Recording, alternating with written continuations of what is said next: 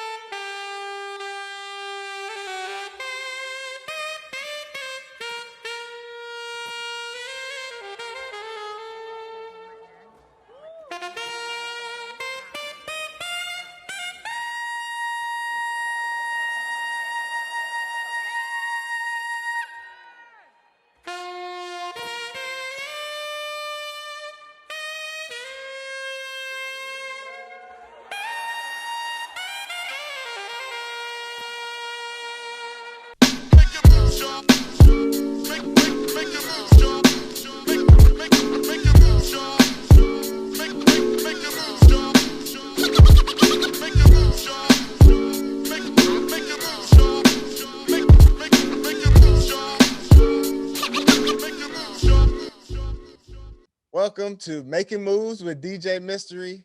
Today I have a special guest, a guy I've been blessed with the opportunity to work with multiple times. He's actually gotten me a lot of gigs. I probably owe him a percentage of some of the money I've made in the last few years. Yeah, that reminds me, I need to send you a bill. He is a saxophonist. He does his thing on in stadiums, in arenas, in clubs, and he does events for anybody that wants to book him. Mr. Jason Whitmore, pleasure to have you on Making Moves with DJ Mystery. Right on, man. Thanks for having me, bro. It's great to see you again. And yeah, I appreciate you having me on, man. This is cool. For sure. It's been a long time, right? We've been itching. We've had gigs that got canceled together, right? Oh, I know. Yeah, it's been way too long and it's been brutal. I mean, a lot of, some of the events that we do get literally booked a year out in advance. And so, yeah, my schedule was pretty booked through the summer and all of that just got demolished. Yeah. Good old 2020. Well, it's a new year and you're still making moves. So I want to introduce the world to you in a different way. I want them to get to know you, the man behind the saxophone. So I want to know where you came from, where did you grow up? And when you started playing saxophone. Thanks, man. Yeah, well, I mean, I wish I had like a really crazy, elaborate, inspirational kind of story for the reason why I picked up the horn in the first place. But to be honest, it's pretty straightforward. I was a kid in 6th grade and band was an option and I chose band and I was like, I guess I'll play that instrument over there. And there really wasn't a whole lot of thought that went into that initial choice. My parents weren't musicians. I didn't have like music. I mean, music was around, but like it wasn't like a major, influencing factor. So it was just one of those things. I was always in it, throughout school, through public school. And I was lucky that I had some good teachers, in high school. And, it started to seem like something that I wanted to do. And I certainly didn't want to have like a real job or whatever. So I was really interested in just pouring myself into music. And studied music in college. I got my degree in saxophone performance in Houston, University of Houston, where I was living at the time, where I'm from. And yeah, I started playing professionally at age 18 and started teaching a ton of students at the time. And music was a career, like right out of the gate, basically. And yeah, and then I just decided like that was the life for me. Like I wanted to work as a musician. I want to play, I want to perform, I want to write, I want to, that is my scene. So yeah, and then after college, I moved out here to California. Just the classic West Coast, dream life. Living in the sunshine, the great weather, the good surf, the beautiful women. Presumably a better professional music scene, and this is where I've been ever since for 25 years or so now, and just loving life, trying to do my thing. Nice. Well, let's go back to you. You kind of went all the way through. So I try to give you like a 50,000 foot overview to I like start. it. I like it. Well, let's rewind and let's go back to when you picked that saxophone. Yeah. I know you randomly picked it, but I don't think anything happens randomly in our lives. I feel like everything happens for a reason. So, um, do you think that there was a reason you picked the saxophone other than that one over there? Well, in my, well, not just in my opinion. I mean, it's pretty well represented. This instrument is pretty well represented in like all genres of music. Like you can't really pick a genre of music, whether it be jazz is obvious, rock and roll, country, classical, like literally any genre of music, and there are plenty of recordings with saxophone involved in it. So I mean, it's definitely one of the most versatile instruments, especially in a band situation. And of all the band instruments that you have a choice of, it's probably the most versatile instrument and the most commonly heard. And I think it's just like it has a natural appeal. And there's no, and that's clearly why it was the most popular instrument to be chosen. Like all the kids want to play saxophone, and the band director's got to be like, okay, no, some of you need to go like choose clarinet, some of you need to go play this or that. You can't all play the saxophone. So luckily, it was probably just some sort of subconscious thing. It's like it was the thing I was the most familiar with. It seemed the coolest, and like fortunately, I got to pick it. I was allowed to pick it, and That's kind of where I wanted what I wanted you to say, because I always thought saxophone was the coolest instrument. yeah, I it think is. as I've grown older, I've actually started to like the piano just a little bit more, just because I've seen like Jamie Foxx, on his comedy specials, and he's just singing. But see, I can't sing, so saxophone would be perfect for me. I can't either. So it works out perfectly. The horn is in my mouth. That is my voice. Right. That works out. All right. So, what type of what type of obstacles did you have? Just learning the instrument in itself. I know, just to bring it around, around to the bring it full circle. Uh, right now, I have my kids trying to learn piano, because I've heard that if you learn piano, you can kind of learn any other instrument. So I don't know if that's true. Maybe you can confirm that. Yeah. I literally just had this conversation not even 30 minutes ago.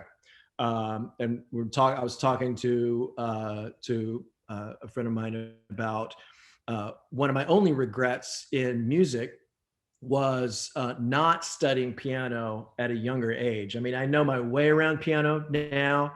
I mean, I have one that I use for writing and for programming music and everything, but I don't have the technique. I can't sit down and just like bust out a song like I can if I pick up the saxophone. And so, yes, the short answer is it's absolutely true. No matter what instrument you want to play, if it's a saxophone, the trumpet, the flute, or you're a vocalist, whatever it is, learn piano at the same time, because piano is literally and figuratively a black and white blueprint of music, of all the notes in the scale, and in the spectrum of Western music.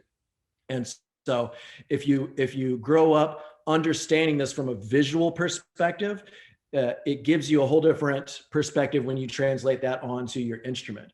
It helps you, like, without getting too technical into music theory, it just makes it easier to understand, like, Okay to scale get technical. structure. It's okay to Yeah. get technical. No, but it makes it easier to, like, think and understand scales and chords and arpeggios and the basic fundamentals of music that you're going to learn regardless of what instrument you have. If you learn it on the piano also, having that visual perspective of it just gives your brain, like, a better understanding, and if you can be a good piano player and a good whatever player at the same time as a professional musician, you're more of a commodity, or I should say more of an asset is the word I was looking for. Like, you've got more value because you can play both. Yeah. It's absolutely, yeah. Playing piano, I think everybody should learn it at some point, and no matter what instrument you want to play, learn it at the same time. It's really helpful. I wish right now that I could play it as well as I played the saxophone. And okay, so back to the original question, what were some of the obstacles that you had learning your instrument? Well, so okay, so this ties into why learning piano at the same time is so important, because you take like a wind instrument like the saxophone, or even any brass instrument like the trumpet, trombone, or whatever. It's like, you can appreciate this as an athlete too. It's like, it's not just learning what you need to learn up here, like learning, like, your hands go here and you blow, and it's not just that, but it's like the physical development of these muscles and the muscle memory to, like, physically be able to produce the air, to produce your embouchure, your mouth and your lips and your lungs and the tongue, and, like, everything that's a part of it. Like, it's physical development. Just like, as a football player, as a baseball player, you're building those muscles and you're teaching them to do things at a certain timing and a certain strength and a certain capacity. So there's a physical development that takes time to, like, grow. Piano removes a majority of that from the whole equation of learning. Like, any one of us, you right now, can get the best tone quality out of a piano as the best piano player, because you're literally just going donk like that, right? So it's like, when you remove that huge variable out of the whole learning my instrument equation, you get to the part of actually creating music a lot quicker. So to the original question about the obstacles, yeah, I mean, like, playing a wind instrument like saxophone, it's a long time before all those things physically develop and you sound very cool, so, any young musician is going to go through this. They start to learn the instrument, they, like, it sounds like a duck, they can't really sound like they want to sound. They listen to professional players and are like, God, how do I do it? Like, what is the right equipment to do it? It's not the right equipment. It's just, like, it's the years of, like, physical muscle development, muscle memory, and, like, it's a very, like, physical training process, just like any athlete goes through a physical training process to get to that pro level of performance. It's years of development before you're sounding the way you want to sound, you hear it in your head on that instrument. So it's natural, especially if you start at a young age, it's naturally, it's hard to, like, be satisfied, and, like, you're like, like, it's been a year, it's been 3 years and I don't sound, yeah, it's going to take a long time. So it's easy to get frustrated, and when you're young, you don't want to necessarily stick with it. So that's why, like, so many kids, if they start around, like, when I started at age 11, that's there's so many things happening in your life, there's so many other cool things you could be doing. It's easy to just be like, I'm done with this, like, it's too hard. So you got to, like, really stick to it. You got to be loyal to that thing. You got to really enjoy the process. Like, I tell people that all the time. Like, the key to being really good, you could say, is practicing, but you're not going to practice if you don't enjoy to practice. So you have to really love the process of getting there, and not just be in love with this fantasy image of, like, how you're going to be at some point in time. You got to actually love the process of getting there, just like in life. Yeah, that's interesting, man. I didn't even think about that. I've always thought of it as, once you learn the notes, when you learn how to play it, you're good. But I never even thought about the muscles that you use, with your mouth and throat. I mean, I don't even know all the muscles you would use, but Yeah. that's crazy that I didn't even think about that. And Yeah. you're so right, saying that it's just like sports, but it's just like life. You got to stick to it, whatever it is. If you don't stick to it, you could be missing out on some of them blessings. So uh Mhm. that's great advice. Number one. And now to piggyback off of that, what what was it that kept you, sticking to it? That's a great question. Yeah, I think about that all the time because I distinctly remember, I can picture moments, maybe in like seventh grade or so, maybe eighth grade, like I'm not like, I was like sort of the lower half of the pack of the kids around me, my peers. Like I wasn't that really that good. I wasn't standing out. It wasn't that cool to me. I didn't think I sounded very good. It was just sort of this thing I was doing and I was kind of going along with it. um I think when you get to high school, you're like at that age, you're for the first time in your life, you're around, kids that are 3 to 4 years older than you. And at that age, like that's a significant age gap. And in terms of, your abilities as a musician, like if I started from like 11 till about, what age 13 or so is by the time you're in high school. um, the age difference between 13 and like some of the 18-year-olds, 17, 18-year-olds in high school, that's a big gap. So like now I'm like thrown into this huge pond and like all these other musicians and some of them a lot better than me. And it's like, it's a little bit of like a culture shock, and you're like, whoa, like this is what could be. And you get to be with them. So, I guess the moral of that story is like surrounding yourself with people that are better than you, that will elevate you, like just like having that inspiration innately surrounding you. Like that's what's going to kind of inspire you.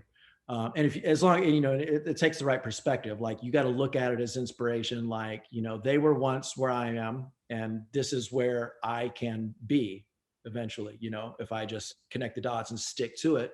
So like having that reminder of that perspective of like, this is what I can be, which is, this many years better and experience, just reminds you like why you're doing the day in and day out and practicing and going over the scales and all the mundane stuff that you need to do.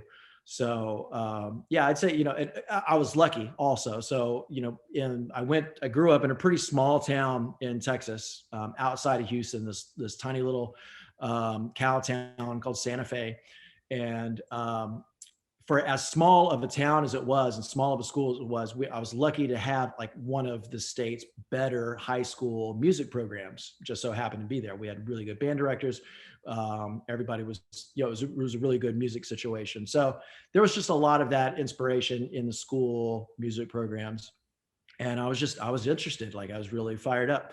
In fact, later in high school, like around my junior year or so, still being in high school, I went to the local junior college and I took a jazz band course um, at the junior college. Even though I was still a high school student, somehow I'm not sure how it worked out, but somehow I was able to take these college classes, like jazz band and jazz improvisation at a college level while I was in high school. So I was kind of working on college at the same time. And in those situations, it was like still, again, like people that were like several years above me, several years more experience. Some of the guys in the jazz band at that junior college were like grown adults that like worked and like played gigs and stuff like that. And I got to sit next to them and like, listen to them and try to play up to their level. So, it's just about surrounding yourself with the greatness, and like that will instill inspiration. It keeps of like a vivid, fresh reminder of where you're going because it's right there next to you and you're around it. So it sort of forces you to kind of elevate and work harder. And yeah, that's where I've always wanted to be, whether it was in school or whether it was, later on when I started to play professionally and play in different bands and play with musicians. And, even today when I collaborate with other musicians, like I always want to find somebody that's better than me. I want to try to like play up to their level, because that's that challenge, and that's what makes it fun. Yeah, And it makes me better. 100%. I mean, that you said it. Just having those people around you, it motivated you, and it kept you, into it. Like you said, some people they burn out, and it's not what you really got to love it to work on it and Yeah. develop the skill. So my next question is, how important do you think that music programs are to children? Oh man, yes. I am a huge proponent of the arts in general, and particularly music in public schools. I mean, I think it's so crucial, and it's not because I feel like that everybody needs to try to go and do these things and train to be a professional musician. Like having music in your life, it really exercises a different part of your brain than anything else does. Like it really forces a different thought process. It combines a lot of different types of thought processes to produce music. There's this very mathematical, analytical part of music, as well as this very like creative type of part of music. And so it really forces your mind to work in a different capacity. And that kind of exercise for this important muscle is crucial no matter what you do in life, whether you're a professional musician, you're a scientist, you're a football player, you're a teacher, you're whatever. Like it's just a great way of exercising your mind. And it's like music is everywhere. Like you will be hard fast to ever find a person and be like, yeah, music's not important to me. Right. Even if they're not a musician, if they've never played an instrument in their life, nobody's going to say I don't like music. Like music is crucial, it's important, it's everywhere. Art in general is crucial, and it's important, and it gives the world purpose and reason for living here, because it's art, it's beauty, it's like that's what people want. So there is no shortage for need for great art, specifically great music, of all styles, all genres in the world. And like we need to support it in public schools. It's so important. Like I will give every bit I can to help support those programs. 100%. I mean, that's the main reason why I'm forcing my kids to play piano, even though they enjoy it. I'm not really forcing them, but I, to me, I feel like, and you said it as far as the different parts of the brain. Yeah. I feel like, you know, it's super. To me, it's super cool, but it's super impressive when you have like a piano player playing something on one hand and something else on the other hand, or like a drummer. If you ever watch a drummer, like they have a cadence over here and then their other hand has a different cadence. It's like, how the heck do they do that? Like I'll Yeah. try it now as an adult. I didn't play an instrument at all. Yeah. So, and I wish that's one thing that I wish I would have did, as a child. I played all the sports, but I'm like, well, that transitions to playing at the gym. you Yeah. but like being able to do that, like two different things with both your hands, or even your foot, when you're drumming, and or even playing Mhm. piano, and you have to like finger, you're doing different things. That's like that's working on a different part of your brain that we Yeah. don't access all the time. So to me, I'm like, if I can give my kids that skill, Hmm. even if they don't go on and become these, like you said, professional musicians, but they Yeah. have the skill, and Yeah. that can transition into so many other things. I don't know what it is, but I'm hoping it would. Yeah, yeah. Well, and the thing is like even if they're young and they're learning it, if they're being sort of roped into it, as we do with as parents, they'll eventually look back. If they don't right now, they'll eventually even look back at it and be grateful for that experience, and they may just as well like return to it. I can't tell you how many times I'm playing somewhere, and I meet people all the time, and they're like, "Man, I used to play the fill in the blank, whatever, the saxophone, the drums, the piano, whatever, when I was a kid, and man, I wish I would have stuck to it." Like I hear that every night, no doubt, like every single time. So like I see that, and but the thing is like if you had that foundation, like maybe that instrument's like still sitting up in your parents', attic somewhere, or now you're an adult and you like decide to go and get one. Like I've seen adults do that. They're like, you know what, I'm gonna buy a saxophone. I'm gonna like go back to trying to play it again and do it just for fun. So it's your kids will think about that, like when they're adults and they're having a conversation like this with their friends, and be like, yeah, man, I remember when my dad like used to make me play it. Man, I wish I would have stuck with it. Oh, They'll be at a concert. They'll be at a concert and they're watching somebody like, God, I should have stuck with it. Right? No, they're gonna stick with it. They're gonna stick with it. All right. It's gonna be part of their growth, to me, because like I said, that's why I asked you if you think it's important, for music programs to be in our school system. Like I don't know if I had the option as a kid to even like in Oh yeah. school, like, yeah, we had, what did they like, they always even they do it even today, like the recorders, Yeah. Oh yeah. you have that My kids did that. Yeah. you have that class or that section of your schooling, but I didn't have, like you said, you had an actual legit music program. I Yeah. didn't have that at any level Really? of school that it wasn't an option. So to See, me, and that may very well be happening more. I mean, it already is, and like it makes me really sad that there's going to be people like you. They're going to grow up to adulthood and be like, I never even had the chance. I never had the option. It was never offered to me. Like that's sad. yeah. That's sad. It really should be there. But when you think about it, when you really think about it, the option was there. It was like my parents didn't force it on me. Like Sure. I had my grandmother, she had a piano. They Mhm. could have forced me to learn it, or they Yeah. not force me, or just at least pushed me a little bit, like, you should learn this. But not everybody thinks like me, like not everybody thinks like, well, just having the ability to do two different things with both your Mhm. hands and your Yeah. feet, like, that's a skill. I don't Yeah. care what anybody says.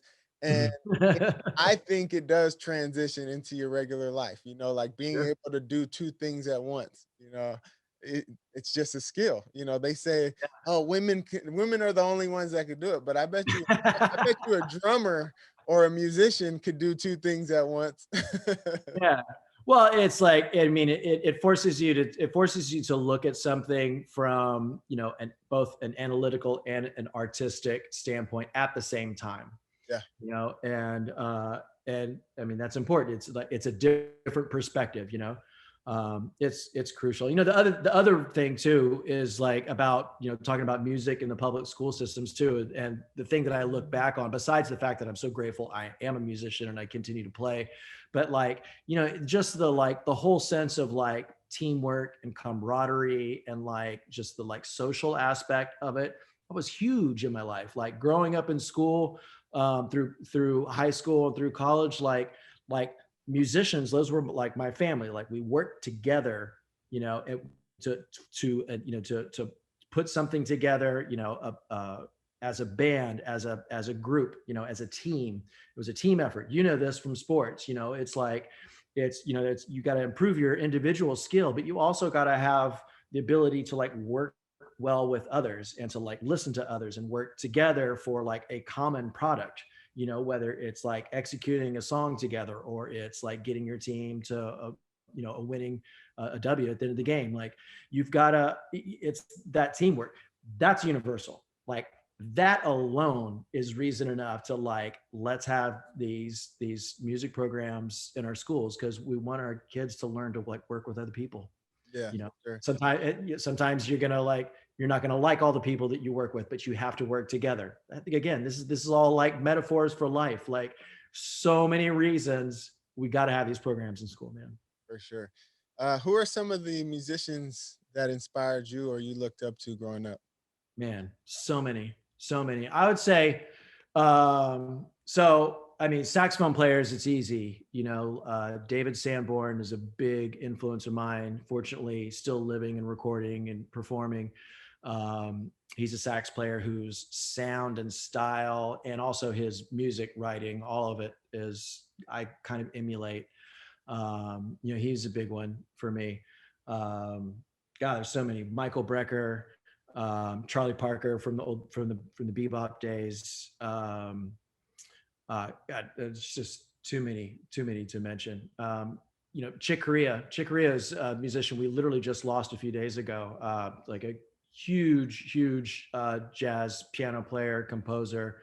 And I always loved his music, and I always loved the fact that he really didn't have like boundaries around his music. I mean, he's generally, you know, called a jazz piano player, but I mean, he really played like classical, jazz, rock. Like he played all, like there was really sort of no boundaries in the style of music he played. And so from different album to different tour to different projects that he was in, it really spanned like a lot of genres, you know? So, I mean, he is a musician. He's not a jazz piano player. He's not a rock piano player. He was a musician. Yeah. And like that's something that like that sort of approach to music, you know, music without boundaries, without labels, like that's something I identify with, you know, because like I love jazz and I study jazz and I practice it, but I also love house music. I love electronic music. I love pop music. You know, I love rock and roll. I'll play them all. Like I'm not just a one type of style musician. So like I try to draw inspiration from a lot of genres, and I try not to like place myself into any one of those genres. I'm a musician. I am a saxophone player, and you know, and I play it all. Yeah. When did you realize that you can do this for a career? Like this is something that I can do. Well, I'll tell you, there was actually sort of a defining moment. I mean, like first of all, through college, I mean, I grew up in a relatively poor family, and I paid for most of my college myself.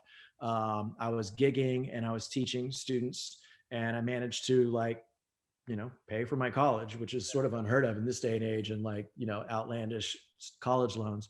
But then after college, I took some time to travel, like a lot of people do, and was with a group of friends, and it was more or less a surf trip to Australia. And I was there I had a visa. It was good for 6 months or so. And so it was basically a one-way ticket. We went there, we got a place to stay, and I didn't really have that much money. So I was going to have to work. Yeah. And it was going to have to be under the table. So I brought my saxophone, and we were living in a town called Surfers Paradise. It's much like, it's kind of like the Miami South Beach scene of Australia. It's on the Gold Coast. And so we lived there. It's a really happening, bustling, like cool beach town. And there's this one part in the downtown where it's like kind of like 3rd Street Promenade in Santa Monica. If you've ever been there, it's like the street is closed to car traffic. So it's just like foot traffic. And there's all these like street musicians, you know, playing. And so like, I was one of those, they call it busking. So I was a busker. And so I was one of those people out on the street, just playing my saxophone, and I could make $60 in an hour or so, just hanging out, just playing, making sounds with my horn. Yeah. And so like, here I am halfway across the planet, you know, nothing but here I am on the street, nothing but my saxophone playing, and I'm making a living. And so it occurred to me like, you know what, if like push really came to shove, like wherever I decide to go in this world, if I have this horn, like I somehow will make it work. 100%.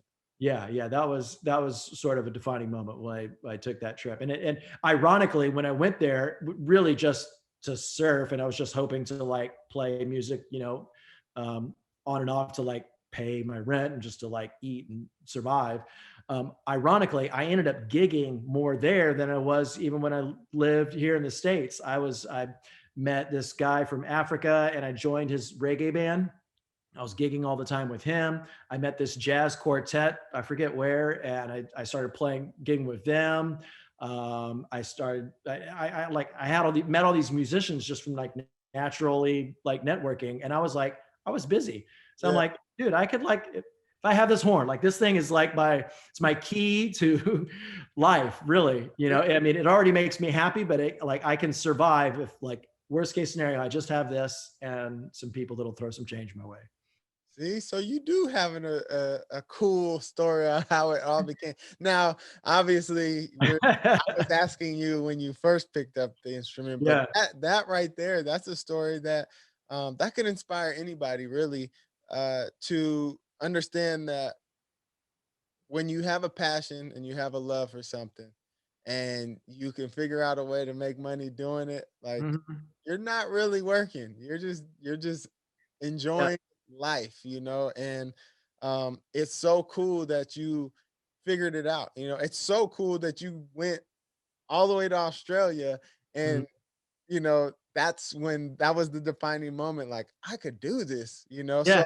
So what brought you back? Like, I know you only had a 6-month visa, but what did you try to stay longer? Did you try to extend that? Or like Oh, it's just one of those like tragic girlfriend stories. You know, I had a girl that I was dating on and off in Houston, and we were sort of on the off pattern when I went to Australia, and then we like kept talking, and basically I came back because I thought we were going to get back together. And of course, and you know, we're calling, like running up this gnarly phone bill, and the whole time I'm there. And so, uh, long story short, I came back to the States thinking, okay, we're cool. We're getting back together. This is going to be like great. And she picked me up. We didn't even get back to her place before she said, yeah, you know, I think it's best we stay friends.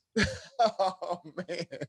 I'm like, you couldn't have told me this before I traveled halfway around the planet. Like Right. maybe just, you know, even a letter like that would have been a little more convenient. Well, like I said, everything happens for a reason. So now Yeah. you're back in the States and you know, I know you said you ended up coming to California, but was that right away or what, like what was the next Well, step for you? yeah, it was, well, actually, one of my buddies that I was traveling in Australia with, we were just talking, and it was actually his idea.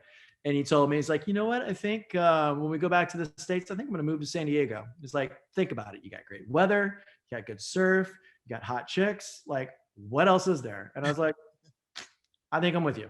And that was it. That was literally the whole conversation. That was the whole decision of like, I'm going to relocate to San Diego. And Yeah. so when I came back, I probably stayed in Houston for another year, worked a little bit, saved some money, and then drove out here. Literally, that was it. Yeah, And then, yeah, and then when I came to San Diego, I had a distant relative whom I'd never even met. I had like 2 conversations ever on the phone with about crashing on their couch. They're the only people in San Diego I knew. And so as soon as I got here, I immediately was like, okay, where are all the like jam sessions, the open mic nights at the clubs? Like, where do musicians go to network? And like literally like day one, I was like, where can I go? I show up there with my horn, sit in, I'm shaking hands. How you doing? I'm new to town. I'm looking for some gigs, you know, getting phone numbers. And I was just like, I hit the ground running. Like I wanted to like meet people. I wanted to network because I knew somehow it would work out. And certainly it did. And then within a month, I was in a band. It was a band called Wise Monkey Orchestra. And they're a local, like all original kind of a funk band. And within a month I was playing with them and we were touring. We toured like all over pretty much the Western United States and Canada and Mexico. And I was teaching. I had a whole bunch of students that I started teaching at a couple of the high schools here, and Poway High and at Rancho Bernardo High, actually. Um, and yeah, took me about 30 days and I was pretty well plugged in. You went right in. That was my next question. Like, how did you get started? So, for anybody that's out there listening, if you want to hustle, you like he said, you need to find the open mic nights. You need to find where they're doing the jam sessions, and That's you need right. to shake hands and and Yeah, you you know meet people, you get their phone numbers. You're like, well, these days you get their social media, like you connect and you stay connected. Like you got to hustle, you got to be proactive, you got to communicate. And yeah, you know, clearly you got to have some base level of skill, you know, and yeah, I made it work. A little bit of luck doesn't hurt too. right. So you I mean, we met because we were doing a wedding together. I was DJing and Jason was the featured saxophonist at the wedding, and he was killing it.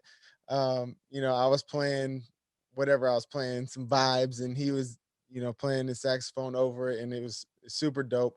I actually had never at that point. I don't think I had ever DJ'd and had a musician play with me. So I seen it before, but I had never done it. So it was kind of cool to experience that. And but what I was gonna say, what I was gonna ask you is, obviously they found you in the nightlife, correct? At a club Mhm. or something like that. So Yeah. how did you get into doing that? Because that's something that's, I don't want to say it's new because I feel like they've been doing it for a while, but it's a totally different concept, and it brings it to me. It adds so much more to a nightclub, Yeah. having Yeah. that just musician in there playing over the tracks that they would be listening to anyways. Right.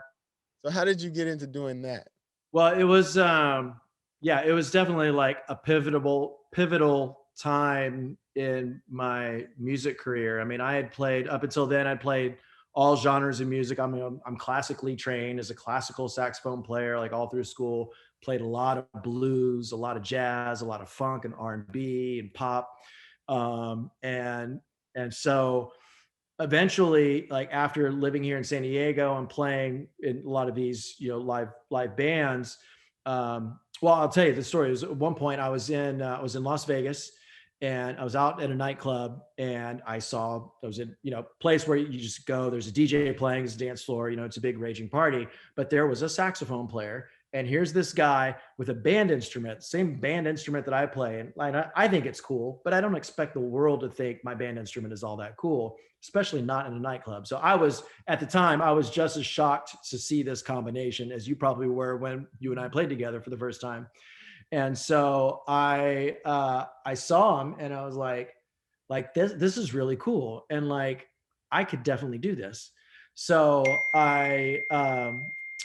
at the time, I had a lot of friends who were DJs here in San Diego, or like club promoters, or they worked in the nightlife scene.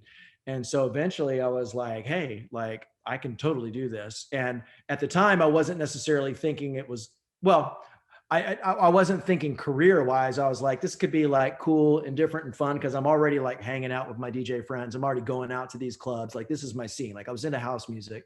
Yeah. And so I tried it out, and that was, I don't know, 15, 16 more years ago. And I'll never forget the night. So it was the Onyx Room. Do you remember that? Yep. That venue? You're from the next room. Like, I cannot believe that. Is that place even still open? I think so. I don't know if it's called that, but I have I seen. think I think it is. I think it's actually, well, of course, nothing's open right now because of COVID, but like up until at least pre-COVID, that place has been open for, it has to have been like the oldest like nightclub with the single brand for that long in San Diego history, at least. Anyway, so a buddy of mine was promoting a night there, and so he offered to let me like come and like jam out with the DJ. And ever since then, it was just, like I said, fortunately I had friends in that scene, so it wasn't that difficult for me to be like, hey, I'm going to try and start doing this. I can do this. I can play. I'm a professional. So yeah, that was like the first time, but I've been doing it for at least 15, 17 years or so now. And I've kind of like carved out a niche for it, and it's becoming more and more popular. It's becoming more and more common, and like more promoters, more DJs, and people are starting to sort of expect that this additional live element is going to happen. Yeah. And not to take anything away from the artistry of a good DJ that can like really like run a dance floor properly, can mix properly, who's got great song selection and good stuff. But when you throw, at least my goal when you throw me in as the live element, is I'm trying to create something that's unique, that's going to be different. So people are going to hear some of the same tracks that they love. They want that familiarity, but at the same time, they're getting something that's different, and it's live, And it's like, whoa, okay, now we're gonna like pay attention and watch. It's not just going on in the background and vibing. It's like, shit, it's like it's something that's like happening right now, and it's gonna be different every single time it happens. Yep, and it's in your So face. It to me, it brings it to another level. Like whereas like we as DJs could play music and get the party going, and it's the energy's up. But then when you add that ingredient, it's like boom, it takes it to that next level. And I totally think that it's becoming more common now, but mhm. it I can't say that it was 15, 16 years ago that it was a thing that happened a lot. Like it was kind of a, I don't want to say once in a lifetime, but it was like, man, I hardly ever saw it. The fact that you were doing it that long ago, um, Yeah. that's dope. And two, it it shows you're kind of a pioneer for sure in San Diego, because Yeah. I know it wasn't happening in San Diego before you. Yeah, no, it definitely was like a brand new thing when I started doing it here. That's something I'm kind of proud of, like bringing that here and making it a thing and like getting people to notice it. Like it's when you look at like over history and you look at like great musicians of like any genre, you like great instrumentalists, great writers, great musicians, artists, the real great ones, the ones with like legacy careers, are the ones who've like pivoted and evolved and sort of like driven the direction of music, not just sort of stayed in the pocket or kind of followed along, but they created the evolution. And so like I like to think that I'm playing a role in sort of that evolution of, house music, dance music, the club experience. Like I'm trying to like create, that and like make it a new thing. And that makes it exciting. And and for that reason, like, people ask me this all the time, like when I'm playing, there's really not much, if anything, that's actually planned. Like my philosophy about like working with, because I work with a lot of different DJs. It's not just me and my like one DJ. Like I work with a lot of different people, and like my goal is to try to allow the DJ to do their job. Their job is to sort of, keep that dance floor popping, keep everybody engaged, everybody's vibing to what they're doing. But so the DJ has to have that connection. And I don't want to interfere to that. So like you do your thing to keep them engaged, and then I work around you. So I try to be versatile. So whatever that vibe is, whatever you're doing to keep that vibe happening, I'm just going to add on to it. I'm not going to force you to like do something just for me. The audience comes first, and then I can work my way around that and just enhance it. Yeah. So everything, when you see me play, like I'm just improvising. Like I don't know what song's coming up. Sometimes I don't even know the song. I've never even heard it. And I'm just literally, you know, improvising. I'm I, just like and making and up as I I could I'm a witness to that, because obviously we've worked together, and you do adjust, and you come over, you're like, oh, what's the key? What is that? What you usually tell me? What's the key? Okay. And then you get on it, and it's like, man, he just made this sound so much doper. Um, so man, that's dope. I'm proud of you for even, becoming that pioneer for us in San Diego. Um, One thing I always ask my guests is if you could place one phone call to your, 18, 19-year-old self, knowing what you know now, having the knowledge, having the resume that you have, what would you tell yourself? Man, God, what a great question. I've actually been asked this before, and you'd think I'd have a better answer now. Um, but I mean, I have to. I don't want to sound cocky but I feel like my 18-year-old self did a pretty good job, in terms of music career. And like that, particularly at that age, I was extremely inspired, and I was really interested in music, and I was, and I worked hard. Like those years actually, like straight out of college or straight out of high school in my college years and stuff. Those were probably my hardest working years of my whole career. Just because it's like, it's college, it's life, it's trying to earn a living, outside of your parents' house for the first time. It's like trying to learn how to be a professional musician and like all of this, like, and I had a lot to practice on. Like I had a lot of like music to learn and understand for college and for like working and everything. So, I mean, I was practicing no less than 2 to 3 hours a day. There was literally days where I would have 10 hours of playing from between morning and night, like no exaggeration. So I was a hard worker at that time. And so I wish I would have learned piano better. I wish I wouldn't have slacked on that for sure. Like if I had like practiced piano at even a fraction of the amount I practice saxophone now, I would be a better saxophone player, not to mention a better piano player right now. But yeah, I'm grateful for the choices that I made then. I don't really second guess them. I don't think I would call that 18-year-old version of myself and be like, bro, don't do I probably would have said, don't come back to the United States from Australia so quick. There you go. There you go. Yeah, maybe that's one of those little things, stay, you're doing good there. So piano, and stay in Australia a little. Yeah, stay in Australia for a couple more months. I love it. Any projects you want to talk about coming up? You want to promote, shout out?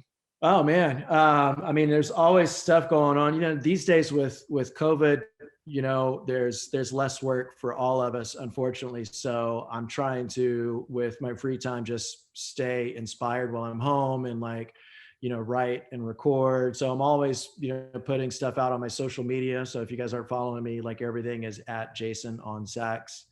I'm always just trying to like, you gotta feed the social media monster. But it's also a lot of fun. It's fulfilling and it's good practice. I'm working with a promoter out of Houston as of late, and I'm doing a lot of shows there with this group. It's called DesirousParty.com if you want to check them out. So I'm flying out there in April and then again in July.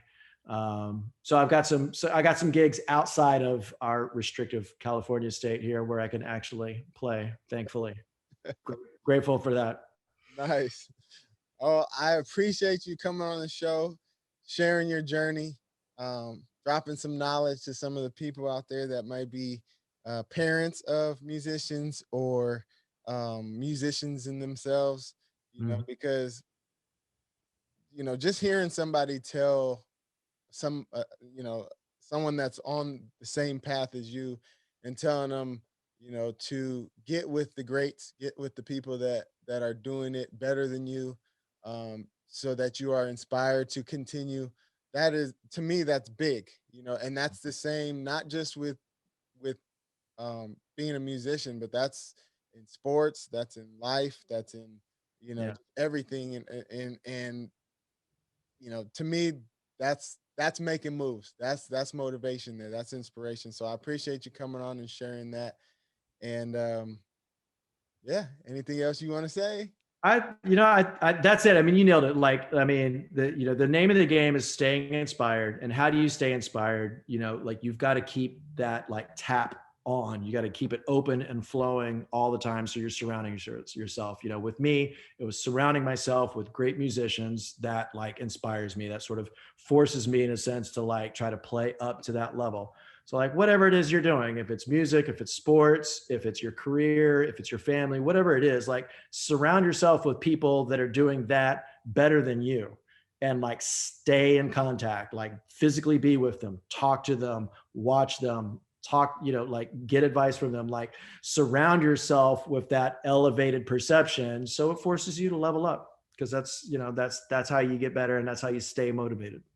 For sure. This is Making Moves with DJ Mystery, and that is Jason Whitmore. I appreciate you. Stay blessed, stay positive, and never stop smiling. Peace. Yeah. Thanks, brother. Make a move,